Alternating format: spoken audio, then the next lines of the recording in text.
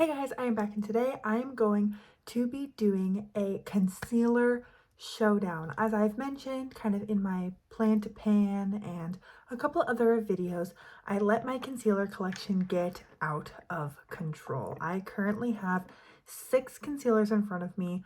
2 of them I recently used up and 4 of them are still having product in them. So I'm going to do some swatches and then I'm also going to talk about kind of my experience with all of them. I don't really think I'll talk about shade very much just because they're all very different and like one of the shades I purposely is not the right color for me. I wanted to compare price, formula, packaging slash like ease of use, and then just any other thoughts and then whether or not I've repurchased them. So without further ado, let's hop straight into this video. I'm gonna start with the one that I've had for the least amount of time, which is this YSL Touche Éclat Radiant Touch Concealer. This was a gift. You click it up, so the packaging, one thing that's not great about this kind of packaging is that you kind of don't know how much you have left until it just stops clicking up. A conspiracy theory part of my brain is like they do this so that you have a backup because you never know when you're going to run out. This retails for $40, so I believe it is the most expensive one I have here sitting in front of me. I would say it's a light to medium coverage.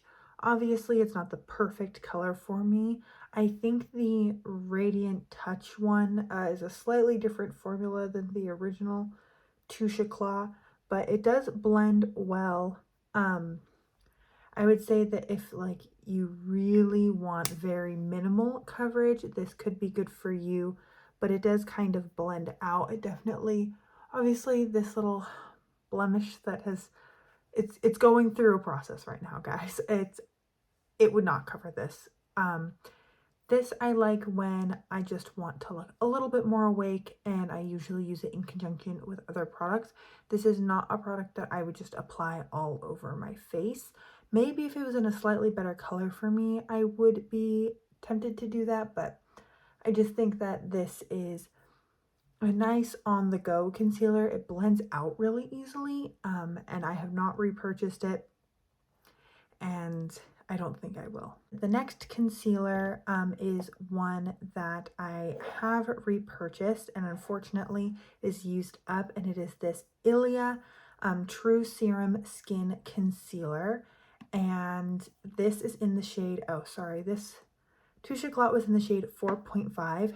This Ilia concealer is in the shade Chicory. I'm going to try and get just like a little bit just to swatch. This is quite a nice concealer. I'm not gonna lie. It's obviously a better shade match for me. It was really funny. I was looking at this concealer when I went to buy it for the first time, and the woman who was working at Sephora comes up and goes, "Chicory." I was like, huh? She's like, "Chicory," and she points and she's like, "That's your shade, trust me." And I was like, you know what, sure. And I bought it, and she was right. It was the perfect shade for me. She's better at this than I am. But I do think that this is a really nice concealer. I've repurchased it once. I've used up 2 full bottles of this. It is really nice. It's kind of my perfect winter concealer. So it's a little bit lighter than what I'll talk about as my perfect summer concealer. It can go all over the face, and I can just kind of apply it in a couple streaks around the center of my face and blend it out really easily. It doesn't cover blemishes perfectly, but it does do a good job of just evening everything out. I would say my under eyes don't look flawless, but they look better. So this is overall a pretty good one. It retails for $32. I would say if you are interested in trying it, base products, because I go through them much more quickly than I do other types of products like blush, bronzers, highlights, are products that I tend to wait for a sale to repurchase. So whether that's the Sephora VIB sale or just looking on the Ilia website. The other thing that I really like about Ilia as a brand is they have a recycling program that I do take part of, and you can recycle non-Ilia empty packaging through it as well, which is really nice. And so I think as a brand, I like their values. I think the packaging's really nice. It did get a little bit messy around the edge. That is kind of a personal pet peeve of mine, is when like the cap gets super coated in product, but that also tends to happen once I take the stopper out, so I don't know if it was like that beforehand. That is something I should have written down. I will probably purchase this again if I was in the winter, I needed a concealer, as in I'm out of other concealers, or I was approaching fall, winter, and I had some sort of discount code or Ilia was running a sale, I would definitely pick it up. And the next product is let's just do the other one I used up. This is the NYX Can't Stop Won't Stop Concealer. This is in the shade Pale. I bought this for a Halloween costume, so obviously it is like way, way, way too light for me. But can I even get a good swatch? This is pretty empty. Here we go. That's built up a little bit more. Clearly Pale. This is the most matte of the available products. It's also the cheapest of the products we're going to talk about today. This retails for $9.50, and getting it at Ulta, I think there's it's like a $3.50 off of $15 or more is always an ad that's running on Ulta for their drugstore products. So you can probably get this if you pick it up with another drugstore product at the time. You can get a good deal on it. I have repurchased this in multiple shades. I think this is my third one that I've bought of this concealer. It's good. I think it's my favorite. I prefer using it either with dewier products or in warmer weather, because it is much more matte and thick than the other ones, but it is also pretty full coverage. I would say that the other two are more of a natural finish, and this one is definitely like a semi-matte finish. The packaging is okay. As you can see, it will start to come apart after a while, but have never had any issue taking the stopper out or getting out every last little bit of product. It's clear. It's made of plastic, so if you are on like a zero waste journey, this is not going to be your cup of tea. But yeah, I think if I was in a pinch, I would repurchase this again. Like I was at an Ulta and I needed a concealer, I would reach for this again. It does oxidize just a little bit. I had an issue with the more skin tone shades that I have. Of the one that I thought was going to be too light for me in a hand swatch ended up being perfect because they oxidized just a little bit.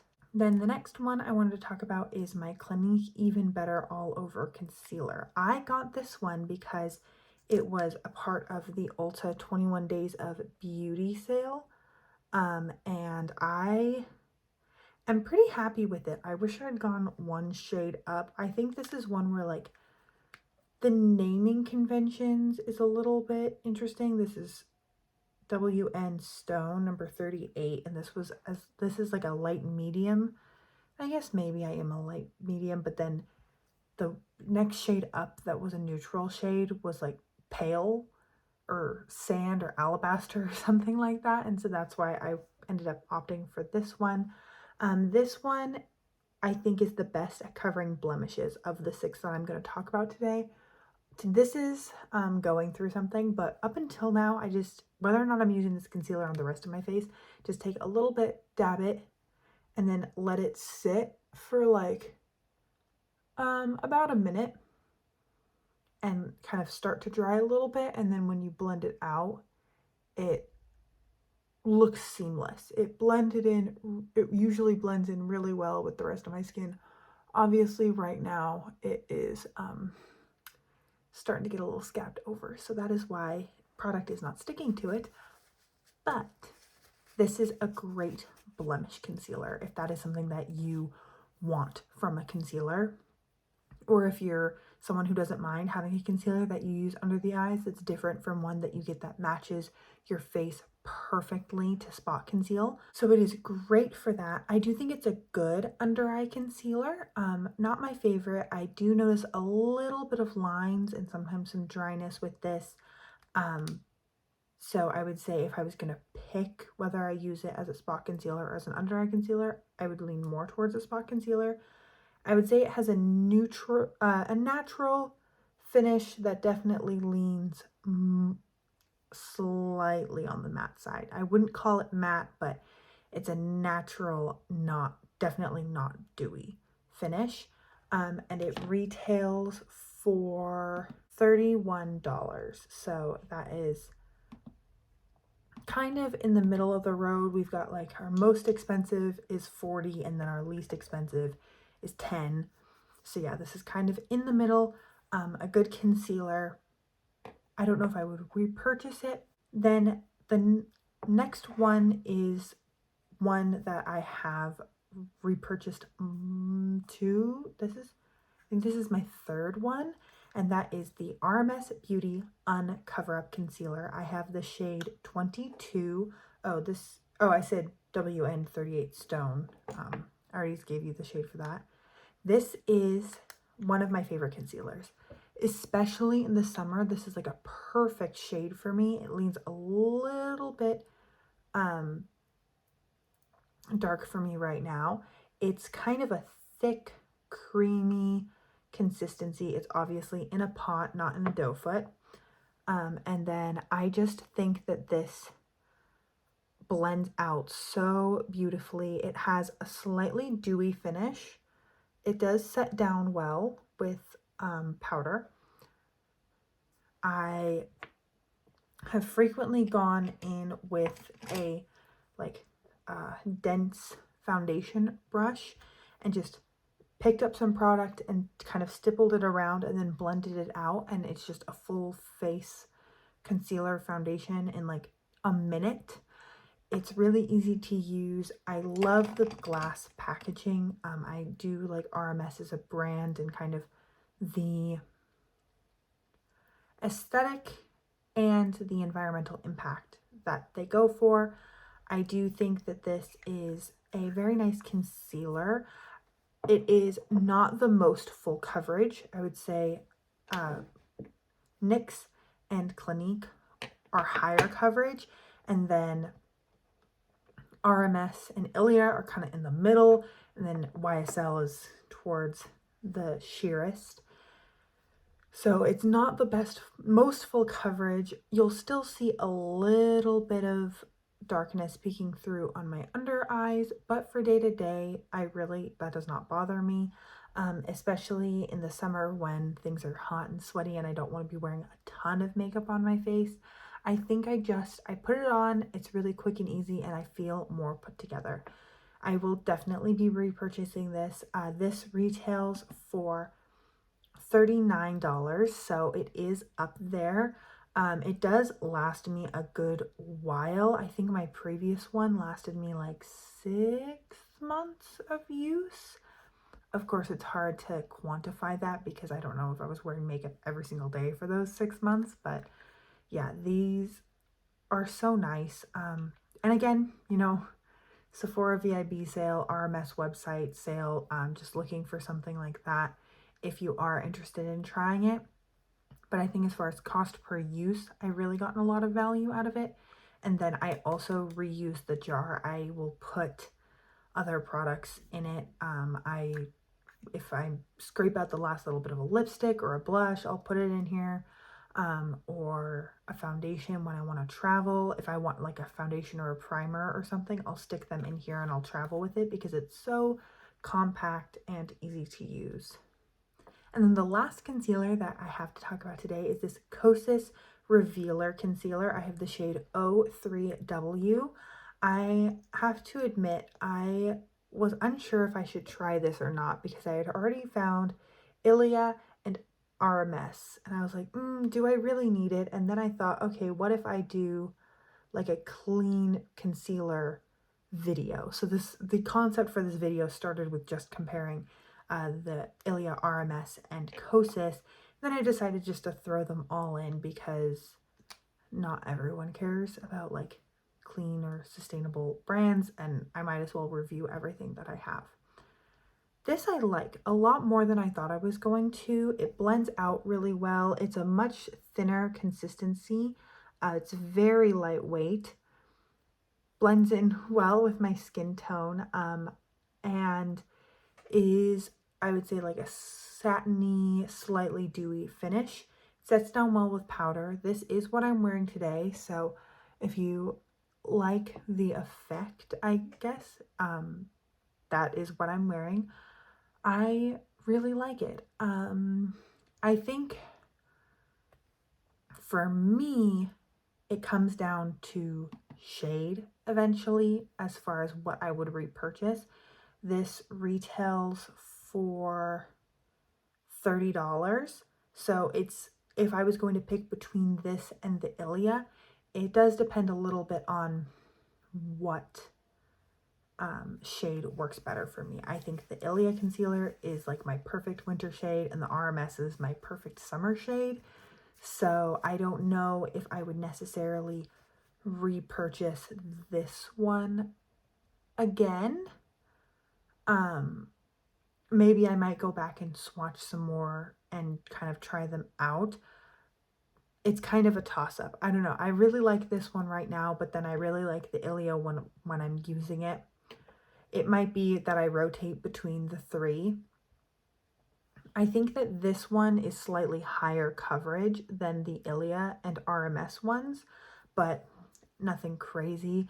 It does cover redness and blemishes pretty well, but again, it's not like full face, like that thick painted on look that we enjoyed in earlier years.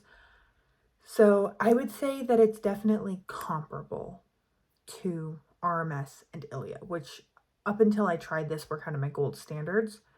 And I would be open to repurchasing it. It just kind of depends on what else I have and what I'm looking for at that time.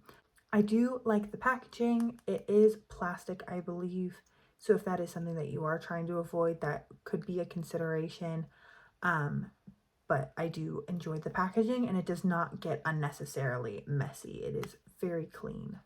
So that is everything that I have for today's video. I've collected these concealers over the past, I would say like 2 years through various means, and now I'm kind of working through the ones that I still have.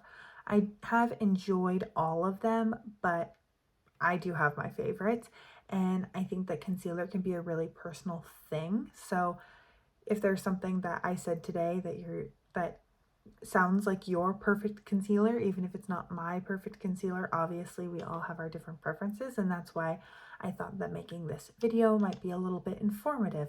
So that is everything that I have for today's video. Thank you so much for joining me. I hope you are having an incredible, awesome day wherever you are, and that I get to see you in a future video. Thanks, guys.